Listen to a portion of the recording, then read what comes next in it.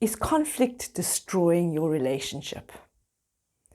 And conflict, the other words for it are struggle, strife, disagreements, war of words, upset, difference of opinions, can be friction,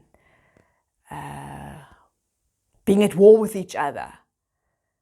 Any of those words could substitute for the word conflict.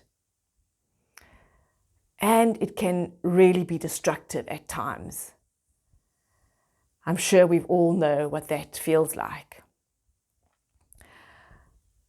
And sometimes, when we have conflict, we sort of go round and round the same issues over and over again, and nothing ever gets resolved. We're so familiar with that pattern of the conflict. We know the issues, we probably know how it's going to land up, but nothing gets resolved. Or maybe in your conflict situation, you slam the door and you walk out and leave. Or maybe you're the one who just shuts down and freezes and your heart closes.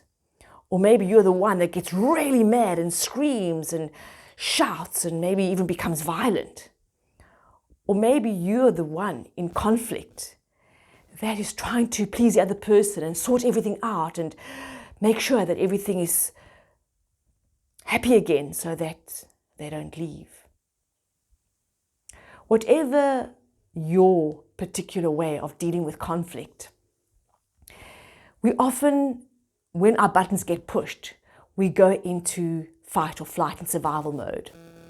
And I've described some of the examples. We flee, we fight, we fawn, in other words, people pleasing, or we freeze and shut down. Sometimes with conflict, we say things that are really, really hurtful and that we later regret. And sometimes it can lead to a total breakdown in relationship where there is disconnection, there's a lot of hurt, there's anger, there's frustration, there's irritability, there's hostility, really difficult and painful and uncomfortable feelings that come up. We get contracted, we shut down, our heart closes. But the thing is, where do we learn how to deal with conflict skillfully? Who teaches us how to argue well? Did your parents model a healthy, skillful way to resolve conflict? I would imagine for many of us, the answer is no. So, in my years of relationship, I've been married for 8 years. I've been with my husband I've known him for 12, been married for 8. And, in the early years of our relationship, it was really, really difficult. And so over the years, I've come up with 8 principles that help us resolve conflict, that help us and support us in dealing with conflict in a way that's skillful and that actually leads to resolution, to deepening of intimacy, connection, understanding, where we actually evolve and grow through the conflict and we heal. So conflict becomes something that really is good in our relationship. It actually leads to something positive.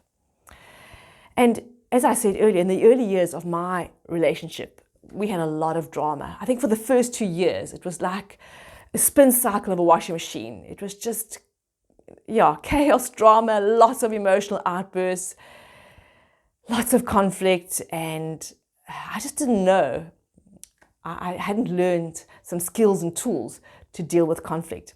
And over the years, being a life coach, coaching myself, learning from life, learning from other people, I have found these 8 principles that have really been so helpful in my relationship, and I would love to share them with you. In the notes below this video, I list the 8 principles, and over the next couple of days, I'm going to be actually sharing 3 videos that discuss in detail these 8 principles, because I've just written down the headlines in the post below. But in my videos coming in the next few days, I'm going to go into much more detail. So I hope you'll join me on this journey and that something will open up for you, a new awareness, a new learning that will really support you in your relationship, so that you grow, you learn, you connect, and you find healthy ways of dealing with conflict. So please join me. My name is Julia Criscolo. I'm a life coach, and I love supporting people on their journeys and helping people resolve conflict in a way that leads to deepening intimacy and connection.